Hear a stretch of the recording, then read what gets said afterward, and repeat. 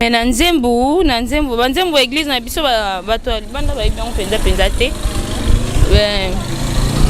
Nazana nzembo na yembaka nani ayebaki ete tokoki kozwa kimia kombo babengaki ngai eloko pamba na mokili. Nathan bopesi ngai ya koyamba ngai parce que boza vraiment kitoko et puis boza malamu ya liboso nanu mpona chapitre bola mwanzambe o nasalela mingi eza Exode 35 mais grâce à nzambe wana malgré bato bazalaki kosepela na osepela ya sembla mais na kati nazalaki koprier mpona protection ya leki na ngai opération elekaki tellement bien et lelo tolo baza en vie voilà et abandi mwa kotambo lelo natiki abeti mwa tourne à venir tant na tournage donc esali mwa bien.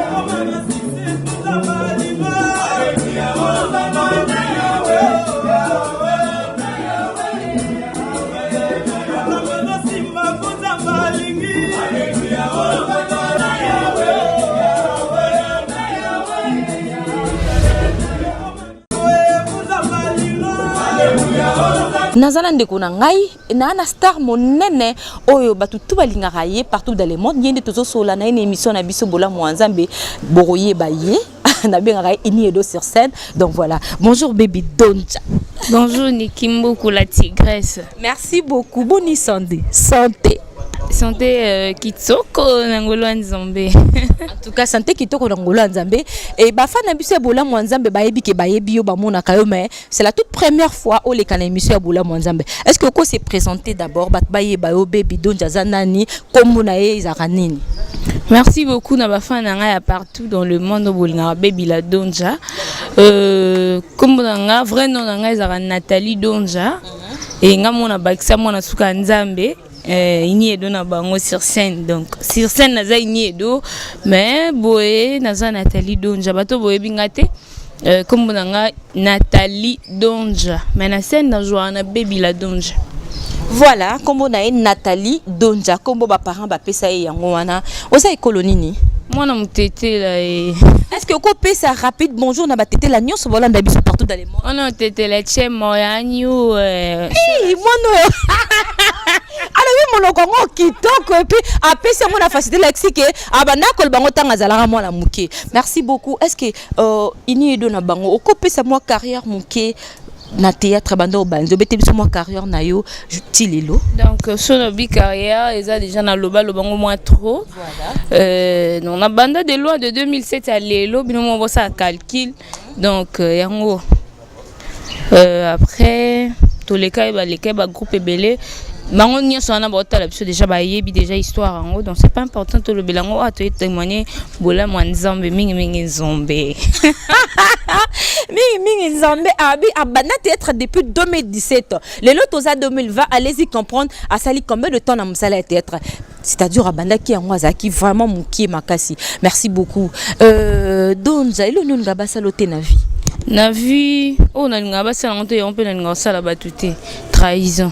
Voilà. Na ngote basanga na sala ngope batute kimosinjo kimtama BN donc hypocrisie aussi par exemple batu mususu na miso batu Alexis qui motema malamu baby na lingayo mais en soi a linga na été alobika pour impressionner les gens que aza vraiment fanatique na yo et tout mais en soi ils a ngote donc c'est que je déteste dans ma vie.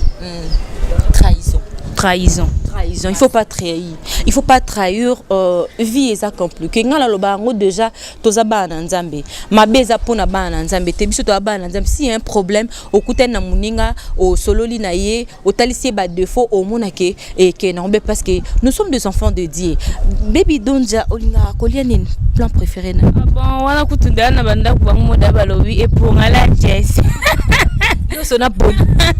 Et pour la jess voilà vraiment yango mingi poulet ma desu pesa ngate. Voilà, mingi poulet ma desu ezanga raté biloko yango alia tellement za mutete la lobi pendant eloko yango na munoko na bango donc voilà. Donja n'habité marié, fiancé, mère de combien d'enfants? Mère de 0 enfants, non fiancée, non mariée, mais si Dieu voulait peut-être dans 2 à 3 ans comme ça, son zamba fungoli makamo. Et mon balo talanga olinganga, donc bébé zana ozela. Merci beaucoup.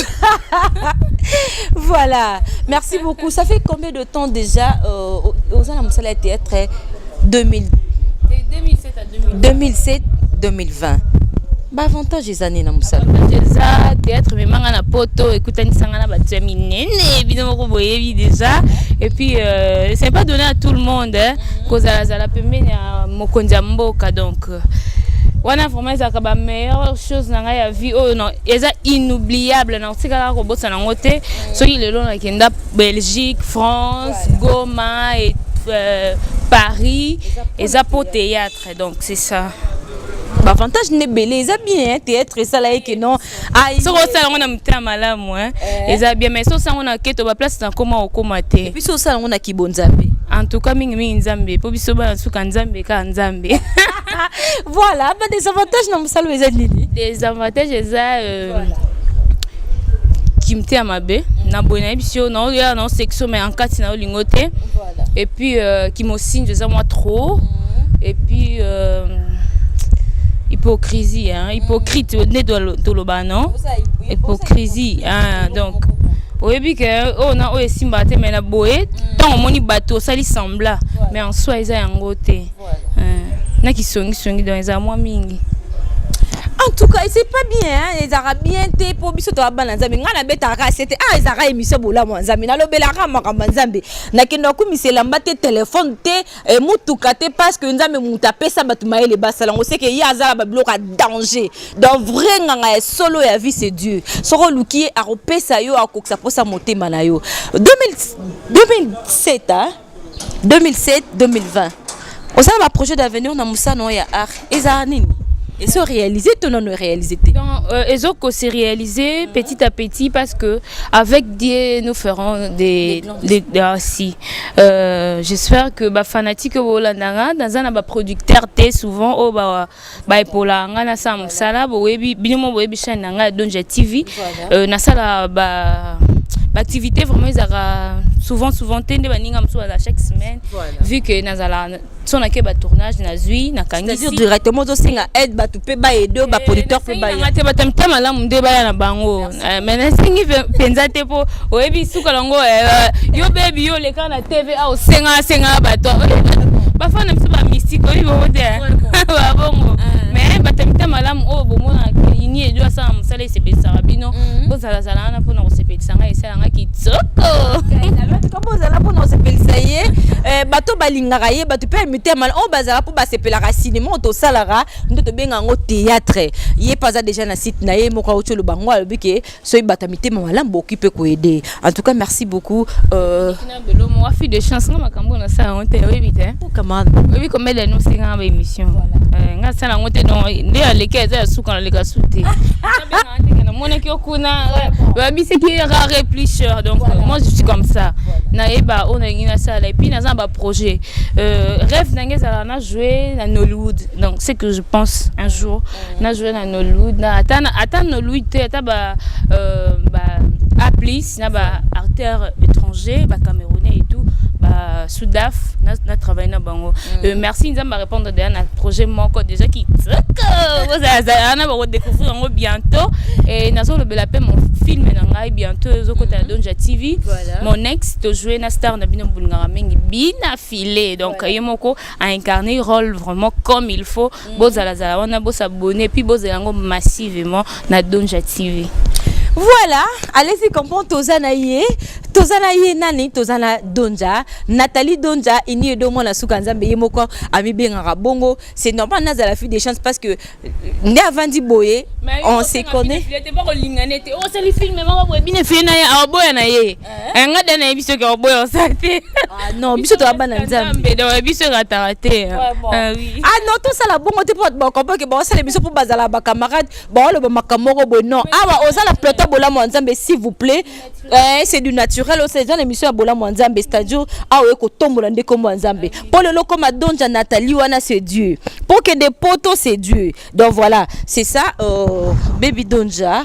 Awa ndene ebisa ki okaka conception na biso za bola nzambe, c'est-à-dire tant olali olamuki ko travailler pe na bila fila ça tate quand même. Donc si na travailler na c'est que bola nzambe nzambe nda permettre que nazo atana ye banana star moko ya mboka na ngai ça la fierté ya mboka na biso partout na kuta na ye na proposer projet et puis acceptant au cœur ouvert apesi pe ba moyen na ye moko bat na ki na ba on a fouti ba cacher mais ye li so fouti linga ba cacher zo niveau wana nyona ka bola nzambe donc nzambe faut zala po yo nde plafond babi nzambe faza la po ene plafond ya koleka mokili mobimba to komi na tonto kumisa nzambe to yebisaka akuma makembo masange lezonga na mboka na ye bebi ya kozwa caméra na akozwa micro na biso pardon akobetela biso quelque bola nzambe parce que kola kola mukeza habitude te akobetela biso quelque bola nzambe o nini nzambe asalela ye o azo continuer ko sala jusqu'à lelo bola nzambe la ki tellement betaka makambo tangi ya déjà yamine c'est-à-dire après yango ko biso chanson chrétienne moko oui biso chanson chrétienne moko o ememako na bonzambe. Et puis verset biblique moko oh ceux qui ont un problème so combien le binon Seigneur avec ça nazate oh le banan peut au micro déjà avec so na combien nazo encore force parce que na bi nzamba zali donc voilà après on ozung c'est la micro na continuer mission. Merci merci na chaîne Oboyambinga Chanik Tando TV Chanik Tando TV merci Nathan bopesinga ya oyambanga parce que boza vraiment kitoko et puis boza malamu ya liboso na nous pona chapitre bola nzambe on a celle mingi eza Exode 35 et puis Psaume 35 plutôt Psaume 35 na Exode 21 à 17 donc wana eza lokola chapitre mo fétiche elongate na mutu na yebi yango na mutu e bandeliti suka et bola nzambe eza que nazala chez moi. Je vis avec mes frères et sœurs. Les qui n'ont une opération encore grave. L'opération qui est trois potas. Awa. Mais à partir de parce qu'il y a c'était prévu les qui n'ont pas accouché en fait dans un jour d'anniversaire nanga. Mais grâce à Nzambe wana malgré que bazako sepela non sepela ya sembla mais na kati nazako prier pour na protection ya les qui nanga et opération elle est qui tellement bien et lelo tolo bazan en vie voilà et abandi moi rotam lelo na tiki moi abeti moi tourne à venir dans la tournage donc ça lit moi bien abeti moi tour et ça lit vraiment bien et yango wana ino c'est ça babola nzambe parce que sans nzambe peut-être opération na ngoza lelo na tangisa suma mi sunde na lela petit frère nanga Kevin paix à son âme et nazala émotion à raisonner ba fananga ba mon avoir na ba direct na sala émotion à raisonner petit frère na lela mais ba fananga prika ba ibisinga ba bima misu nangeza la point faible ba yini nanga te ba profiter na sima ya ma misu donc ba ibisinga ba yo lo ba ozamo na suka nzambe fo osambela kat même si problème ngwe na nzembo banzembo église na biso ba to banda ba ibanga penza te nazana nzembo na yembaka nani ayebaki ete tokoki kozwa kimia kombo babengaki ngai eloko pamba na mokili lelo mokili mobimba moki ngai donc eza nte mo église na biso so koyemba ngo lelo na page déjà à partir de 22h bozela ngo na yemba ngo makasi donc eza nte mo na yemba souvent pour epesa nga force et tant na yemba nzembo wana na mona tant babokela nga mba surtout les deux makolo c'est bandi et nazala muto na koya su na devant micro te na loba na kumisa munena nzambe mais so lelo naza su bona on a ta chaussure nazo tambola naza un peu bien donc c'est grâce à nzambe wana donc merci nzambe parce que bola munayo elekaka tellement ebele et puis obosa na ngate peu importe abitumba ndenge nini nzamba longisa ngaka donc naza molongi merci Niki. tout cas, merci beaucoup, baby. Alors, peu importe, Bitumba, Azalera toujours molongi. Ngana je sabino le jour où j'étais là, l'anniversaire na eto sepela tobina or que muninga zana pasi na motema, to eba quitté opération ya munene tellement docteur ya ba docteur Azalera déjà wana assistaki et puis qui m'a pesami. Merci parce que Azanzambe. Donc, merci beaucoup. Un mot par rapport à l'émission Nabsobola Mwanzambe. En tout cas, merci na conception émission Kitsoko. Na pesimbo tena ba fan nga tout bolinga ngai partout dans l'Europe. Au permoni ma comme na lobé touché bon mekakosunga ope moni sepeli sioté bolimbisa pour monoko loba mingi onde sumukaka. Na pesimbo tena grand fan nga que j'aime beaucoup Dropenza ou un bon tonton qui se respecte direct de l'humété.